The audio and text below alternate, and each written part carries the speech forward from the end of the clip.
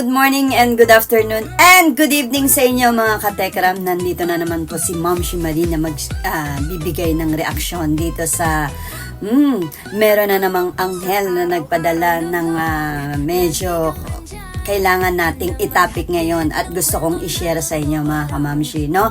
Pero bago ang lahat niyan, maraming salamat po sa lahat ng sumusuporta kay Tatay Tekram. Salamat din po sa pag-suporta nyo sa inyong lingkod. Thank you very much from the bottom of my heart. At salamat din po sa mga nagjo-join sa Tekram Anghel na walang pakpak. Dito po, sama-sama po nating susuportahan, no, ang ating Tatay Tekram sa grupong ito. At mega love shoutout po sa lahat ng mga OFW na nagmamahal kay Tatay Tekram at sa lahat ng kanyang supporters, no, sa lahat ng solid Tekram supporters po. Mega love shoutout. Mga kamamshi, mga katekram, alam naman natin medyo mainit ang issue ngayon, no? Mainit ang issue ngayon sa revelasyon na narinig natin na isiniwalat ni Kuya Martin, no? At bagamat tayo is na-shock, ang mga wakwak gigil na gigil sa galit. Mga kamamshi, alam nyo ba, nabalitaan ko, totoo talaga na ang isda ay nahuhuli sa sariling bibig. Alam naman natin na maraming sinabi si Kuya Martin sa vlog ni Tatay Tekram about kay Dave. Nakakashock, nakakagulat. Nawindang ang lahat sa batang kargador. At syempre, tayo po is nagulat din. At talagang iba na yung nangyayari ngayon, no? Eto naman mga kamamshi, no? Kung tayo gulat na gulat, sila naman galit na galit ang mga wakwak. Galit na galit po ang mga wakwak dahil sa isiniwalat ni Kuya Martin, no, na mga hindi ka panipaniwala pero ginagawa, no? Kaya galit na galit po sila kay Kuya Martin. Talagang makikita mo dito na ang mga wakwak sukdulan talaga ang kasamaan. Diyan ko napatunayan. Wala na. Mga demonyo ng utak.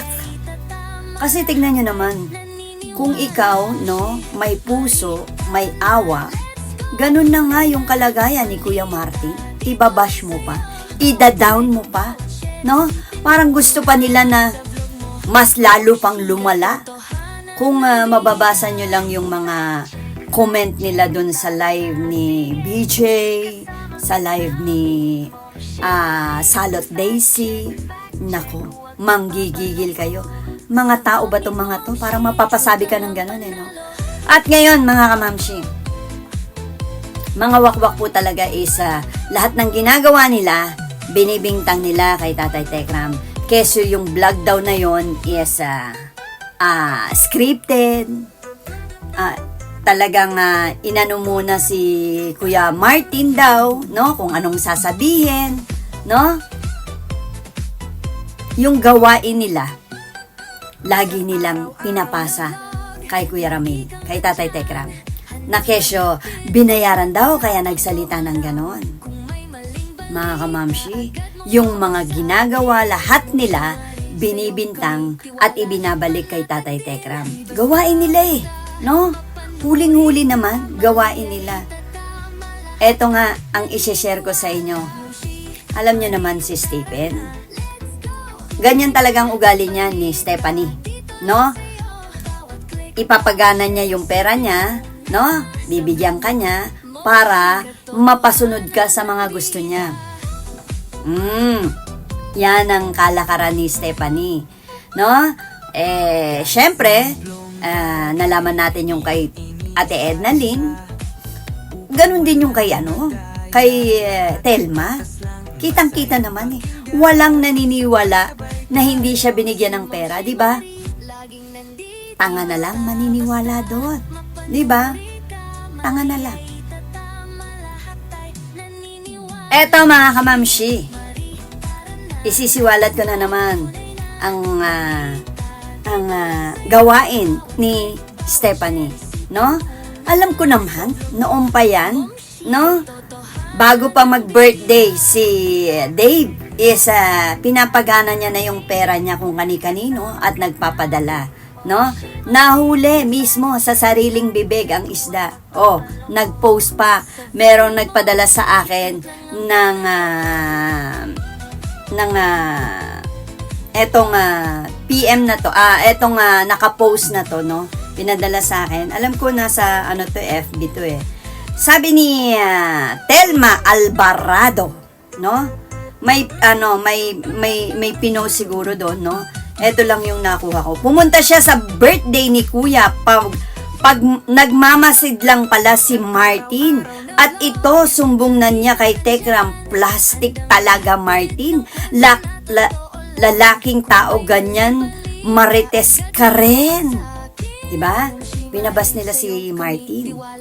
Sumagot ang Stephanie, no? Sumagot ang Monte Alto, no? Eto, sagot niya. Kung alam ko lang na ganon siya backstabbing na tao, hindi ko na sana pinadalhan ng 5K. Mahigit para 5K mahigit para pamasahe. Oh, siya mismo. Ayan. Alam ko nakapost to sa FB no? Siya mismo nagsalita na nagpadala ng pera ng mahigit 5K. Huli! Mga bobotsitsyan talaga itong mga wakwak na to. Mismo sila naglalaglag sa sarili nila. O, tignan nyo. Binayaran nila si Martin. Pero ang gusto nila, manahimik, bayad kay. No? Syempre, si Kuya Martin, kahit ganyan si Dave, may concern pa rin siya. O, linya na nakayanan, nilabas ang katotohanan. No? The truth will prevail. Yan. Diyan kayo masisira. No? Ngayon, galit na galit kayo. Sinasabi nyo, scripted. Sinasabi nyo, binayaran. Sinasabi nyo, gawa-gawa ng kwento. O, diba? Si BJ, nanggagalaiti sa pagpapaliwanag. Kung hindi lang mahigpit yung kapit ng pustiso nun, baka tumalsik na pustiso nun no? Lahat kayo, kanya-kanyang pagtatanggol sa inyong batang kargador. Pero tignan mo, ayan ha? Nagalit kayo dahil nabisto ang kalokohan ng iniidolo nyo na gumagawa pala ng kapalpakan. Ano ngayon ang masasabi nyo? No? Lumalabas at lumalabas ang mga anomalyang ginagawa ng batang kargador. Sa bagay, mga konsentidor kayo ha? Si Vienna. Vienna, tumatalab na yata yung utos mo kay Dave. Buntisin mo, Dave! Ako mag-aalaga. Sinabi rin ni Maldita, okay lang. Handa naman akong mag-alaga ng apo. Hoy, Maldita. Wawa ka naman, sinusuong mo agad yung anak mo. Ha?